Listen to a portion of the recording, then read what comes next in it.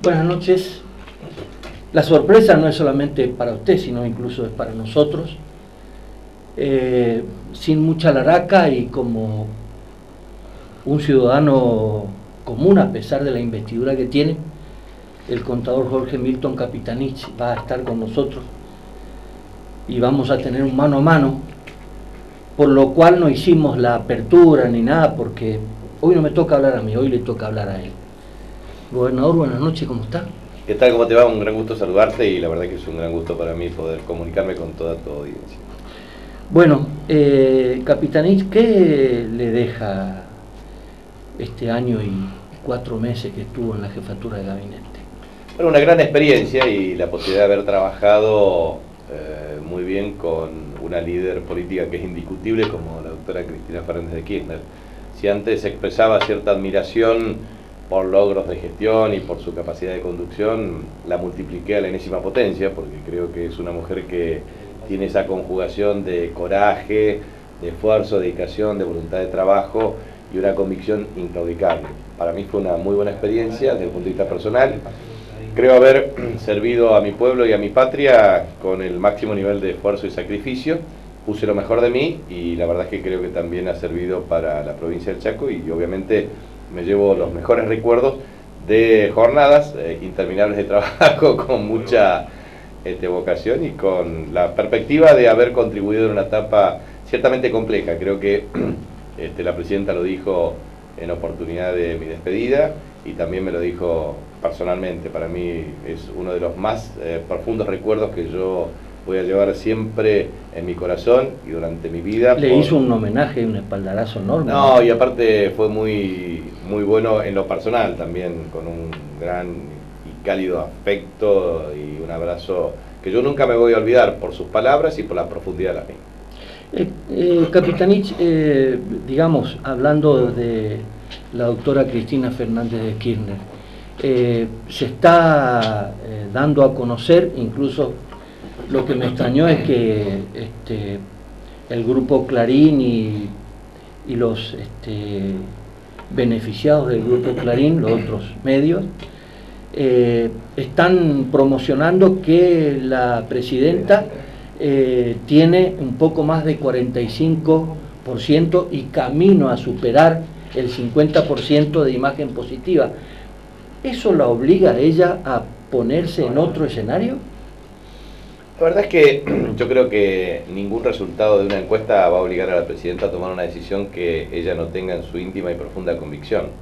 Lo que sí, esto no debe ser sorpresa. Yo creo que ha sido una de las líderes políticas más extraordinarias que ha surgido en el planeta Tierra y obviamente en la República Argentina, porque es necesario tener en cuenta que Evita, que es una figura emblemática, extraordinaria y abarcativa en la República Argentina y dentro de nuestro movimiento peronista, ha sido una mujer que obviamente dejó una impronta insustituible en ese espacio.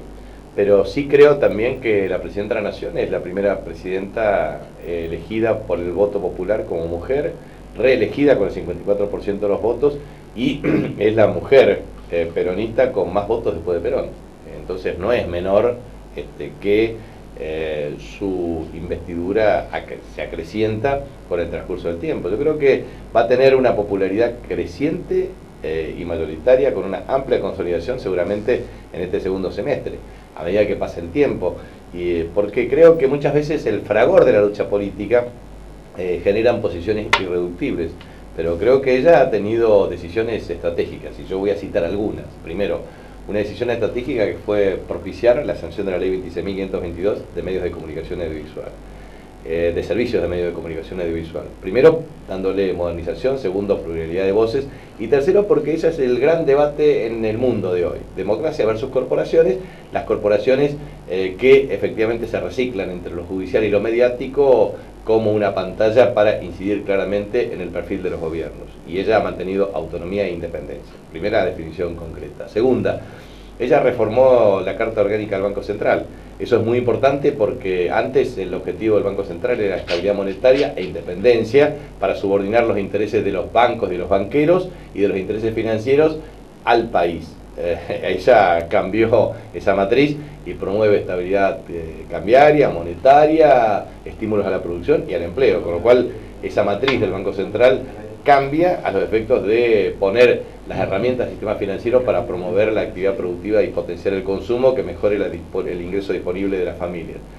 En tercer lugar, creo que la estatización de los fondos de pensiones ha sido una cuestión estratégica para la Argentina, por una razón muy sencilla, porque eso implicó un ahorro de 75.000 millones de pesos en comisiones, que hoy lo pueden disfrutar 3,5 millones de niños, adolescentes y jóvenes en asignación universal por hijo. O a su vez, lo que antes eran beneficios para los banqueros, hoy es beneficio para el pueblo argentino.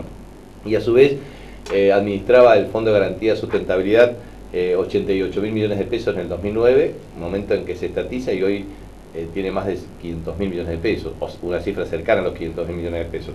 Entonces, eso quiere decir que el Estado administra bien, interviene mejor, promueve políticas de inclusión social. Tenemos cerca de 5 millones de netbooks distribuidos en toda la República Argentina, tenemos 3,5 millones de asignación universal por hijo, tenemos Plan Progresar con cerca de 800.000 PRD jóvenes. O sea, tenemos una política de inclusión y de cobertura y de protección social en la Argentina que supera los 20 millones de personas mayores de 18 años. En la provincia del Chaco, el 77% de las personas de más de 18 años tiene un sistema de protección social que garantiza más equidad social.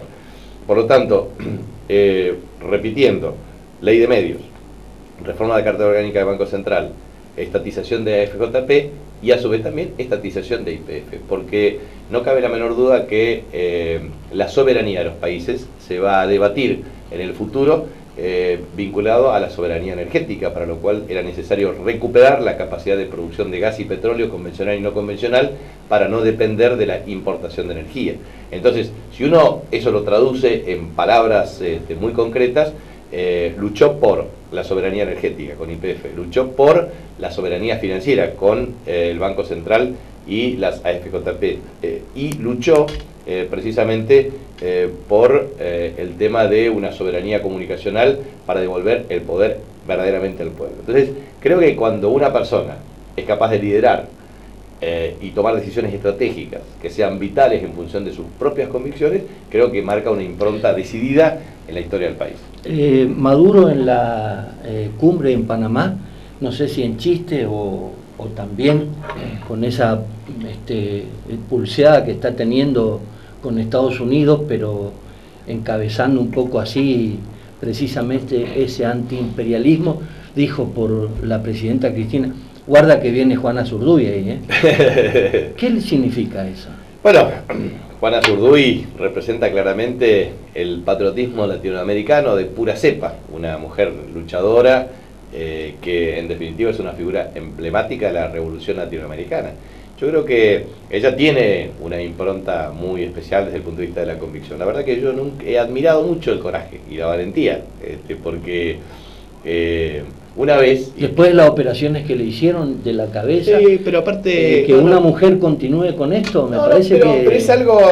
Más allá del género, ¿eh? Sí, yo no estoy hablando del género, ¿eh? Pero digo, a mí me tocó hablar todos los días y tomar decisiones que tienen que ver con una impronta de gestión. Ejemplo, el combate a los fondos buitres. Eso fue realmente una actitud con una convicción y una valentía, y participar en la discusión de cada uno de los renglones, de cada uno de los contratos, de trabajar de múltiples temas de agenda que tienen que ver con una tarea de defensa de los intereses nacionales. La verdad que es una mujer muy inteligente, muy calificada, con mucha convicción, con mucho coraje, con mucha osadía en la gestión.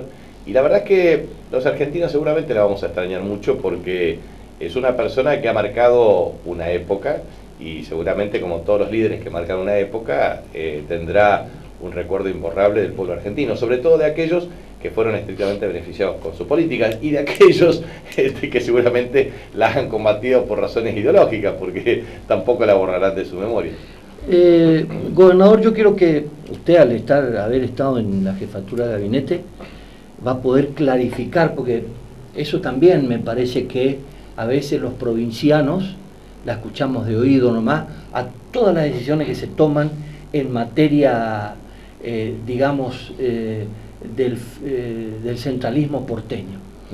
Yo creo que en esto, y estoy convencido, Cristina Fernández de Kirchner es como que si federalizó todos los problemas que se tienen. Este año son casi 90.000 millones de pesos en transferencia por la inversión social.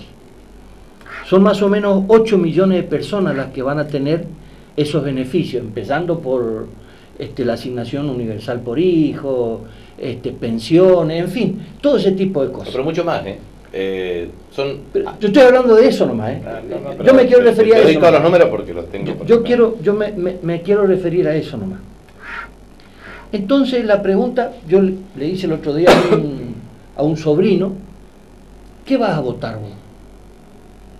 Se quedó. Le digo, sí, ¿qué vas a votar vos? Y me dice, y yo voy a votar fulano mengano. No, pero yo te digo, ¿qué vas a votar? ¿Qué proyecto vas a votar? Ah, no sabía que se hace un proyecto. A ver, Macri dijo, al otro día yo levanto el cepo. Para levantar el cepo, me imagino que como mínimo el 50% de esta inversión social se deja sin efecto. Al dejarse sin efecto, ¿cuántos excluidos van a comenzar a aparecer? No solamente excluidos, sino yo pregunto, todos los planes que en este momento se están haciendo, desde el Procrear hasta... ¿Con qué lo van a reemplazar? Están hablando de las retenciones. No hay retenciones a las importaciones y a las exportaciones. ¿Con qué van a reemplazar eso? ¿Por qué no le explican, digamos, tanto Macri como Massa, con los que apoyan? En este caso, sería bueno preguntarle a la ingeniera Ida Ayala, que va a plantear la gobernación, ¿cómo va a hacer eso? ¿Cómo cree usted que hay que decirle a la sociedad, mire, si usted vota este proyecto, usted sabe perfectamente que a partir, lo dijo la presidenta en el discurso, sí. Cuídense lo que van a votar, pero claro, eso es una especie de, hasta se puede decir, eso es electoral, digamos, pero está en campaña, ¿no?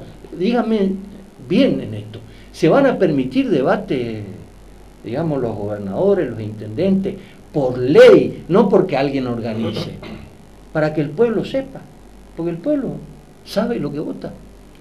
Sí, la verdad es que hay una cuestión que es absolutamente objetiva.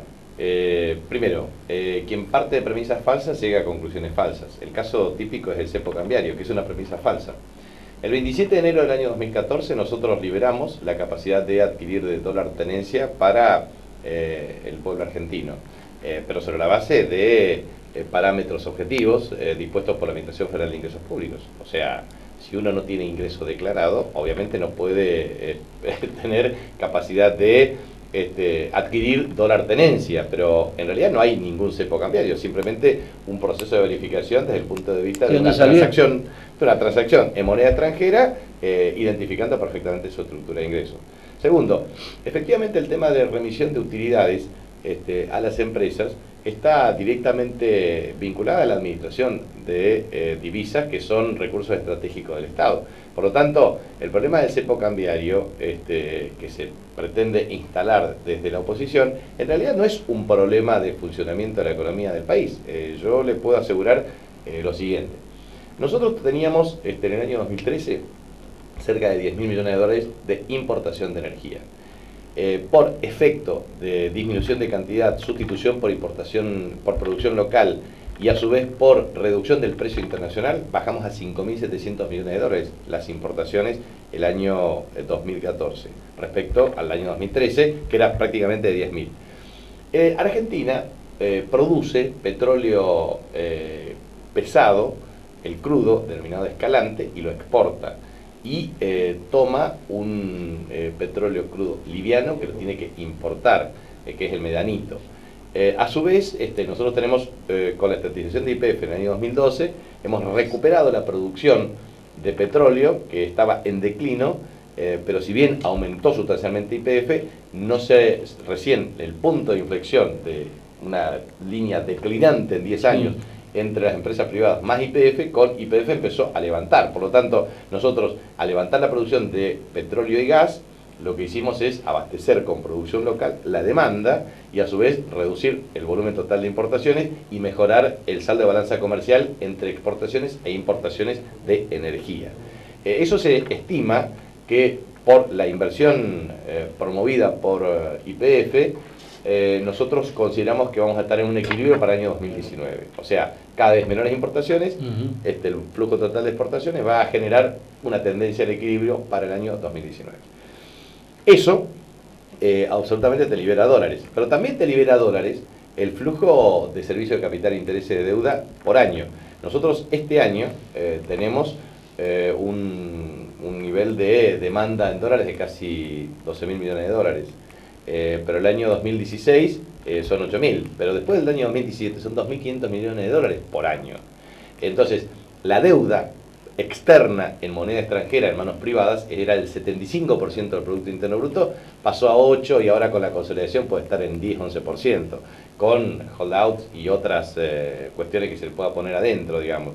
Pero en definitiva, lo que quiero transmitir con esto Sturzenegger, que es el economista estrella de Macri, dijo, si hay algo que reconocerle a este gobierno es el desendeudamiento. Pero el desendeudamiento ha sido extraordinario. A ver, que lo diga él. No, pero por eso, pero a ver, el planteo, otros dicen, la deuda total es 250.000 millones de dólares porque hay que poner bancos centrales, etc. Eso es todo un problema de fácil solución.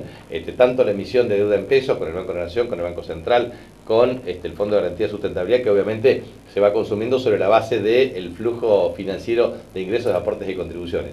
Pero lo que es importante es que el sistema de seguridad social ha funcionado como soporte para el consumo popular, el estímulo a la demanda agregada, porque a su vez también con la estructura de préstamo, por ejemplo el Procrear. Procrear se van a entregar, de acuerdo a las metas de la presidenta, 200.000 viviendas de 400.000 programadas al 10 de diciembre del año 2015. Ya se entregaron 73.000, ahora estamos en 160.000, eso va cambiando todos los días y toda la semana. Eso puedo tener algún dato desactualizado. Pero eso lo que es interesante son 70.000 millones de pesos puestos a potenciar la producción y el consumo, por una razón muy sencilla. Se mueven más de 111 gremios y a su vez todos los insumos y bienes intermedios son locales, por lo tanto no se importa ningún bien. Entonces, ¿qué haces con eso? Digamos? Primero, resolvés un problema de vivienda, segundo, resolvés un problema de empleo, tercero, resolvés un estímulo a la actividad económica y a su vez, ¿qué haces? Generás empleo. Al generar empleo hay más aportes y contribuciones. El sistema de seguridad social, cuando tenés más empleo, más aportes y contribuciones y mejores salarios, engrosás más el fondo previsional. Claro. Y entonces, por un lado prestás y lo recuperás con tasa de interés y por el otro lado generás más estímulos para incrementar la percepción de fondos. Entonces el sistema es virtuoso, el círculo es virtuoso. Lo mismo digo respecto a... ¿No lo quieren reconocer? No quieren reconocer porque hay tres factores que el gobierno administra bien. Primero, una tendencia declinante en materia de déficit energético. Una tendencia decreciente de flujo de servicio de capital, interés y deuda, de acá al 2019, y una tendencia decreciente también respecto a los procesos de integración de la matriz de insumo-producto en materia de tecnología industrial, principalmente electrodomésticos y también automotriz, porque eso se lleva 8.000 millones de dólares por año, 7.000 millones de dólares el tema electrodoméstico. O sea, cuando uno toma las proyecciones de exportaciones e importaciones, tiene que observar que, yo como siempre digo, el problema del peronismo es que la función de bienestar económico genera la función de malestar político, por una razón muy sencilla. La clase media, la clase excluida socialmente, que pasa a ser trabajadora, y la trabajadora que pasa a ser clase media, en realidad, ¿qué demanda? Demanda muchos bienes importados, electrodomésticos, claro. Autos. Los autos en general, uno tiene, por ejemplo, el componente nacional es 33, 35, 37%. Sí, Toyota, ni el 50%. Claro, el Toyota va a llegar a 54% con la integración vertical de la cadena de valor. Entonces, todo lo que significa bienestar, o sea, comprar un auto, comprar un electrodoméstico, un celular, por ejemplo, estamos en el 8% de producción nacional. No hubo sustitución claro, de importación. La sustitución es creciente y gradual, o sea, hace falta mucho más. No se hace por decreto, convengamos. Exacto, se hace de un modo programado y de un modo sistemático. Pero la Argentina está encaminado a ese proceso, o sea, la matriz industrial, el Producto Interno Bruto Industrial creció 97%, 2,8 millones de empleos, 6,4 millones. Tuvieron que hacer, a mí me parece que donde se equivoca la Presidente es no haber llamado a todos los partidos políticos y adelante toda la prensa decirle, señores, vamos a firmar un acuerdo para que las políticas de Estado acá no se cambien. ¿Cuáles son políticas de Estado? Discútanla ustedes. Me llaman mañana y me dicen cuáles son las políticas de Estado. Pero mira, yo te voy a dar la propia experiencia. Cuando yo asumo como jefe de gabinete de ministros, antes, porque tuve una decisión que tuvo varios días de reserva, nosotros trabajamos una agenda pública con la presidenta. Entonces yo le transmití a la presidenta, mire presidenta, me parece a mí que es absolutamente aparte de los nombres, el tema, las políticas, ¿sí? Planteé 3 ejes centrales. Primero, una agenda comunicacional diaria y cotidiana. La segunda es una presencia mensual en el Congreso, y un tercer factor es una agenda también de relación directa con los gobernadores e intendentes. Entonces era una agenda de gestión federal, una agenda de comunicación diaria y una agenda con el Congreso. La verdad es que nosotros, si ponemos en valor todo eso, ha sido extraordinario, porque es la primera vez que un jefe de gabinete de ministros, después de la reforma constitucional de 1994, cumple el artículo 101 de la Constitución Nacional. Y yo me iba, yo recibía sopapos todos los días. Hoy extrañan eso. Debate, pero de 8 o 12 horas, sí. Con lo cual discutíamos profundamente. Por supuesto, los medios hegemónicos nunca, siempre relativizan esto y tratan de interpretar capciosamente ciertos comentarios.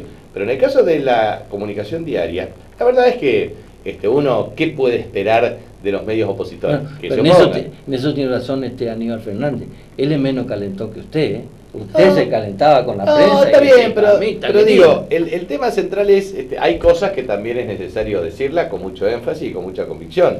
Yo creo que ellos... Eso de la rotura del diario Clarín, me parece que ahí... Es un exceso, dice usted. Pifió, porque le dio pasto a la fiera. Está bien.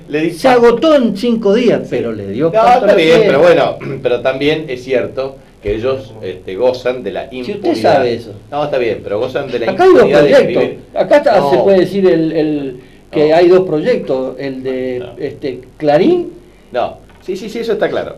Y el resto de la sociedad. Pero hay una cuestión que ellos ya no pueden hacer uso y abuso de una sistematicidad de la mentira. Las cuentas de Máximo y de Denis Lagarré es claro ejemplo, pero siempre lo han hecho. Y lo mismo lo hicieron con el tema de la basura. A ver, ¿qué valor legal tiene la supuesta recolección de una eventual denuncia en el basurero del departamento? Es todo basura lo que hacen. Entonces, la verdad es que es necesario también a veces tener mucha convicción para decirle en la cara lo que yo pienso. Y la verdad, y te lo dice una persona que votó la ley de bienes culturales, que defendió a un medio nacional respecto a cuando Goldman Sachs se quería apropiar de Clarín.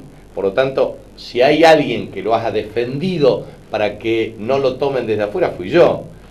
Y la verdad que la agresión que uno observa de Clarín hacia mí es terrible, pero la verdad a mí eso me pone contento, porque quiere decir que estoy en el camino correcto. No, yo estoy... No sé si no le salió mal. Yo estoy muy contento. Haberle dado tanta prensa. Yo estoy muy contento. Me voy a la pausa, gobernador, y le tiro una pregunta. Bueno.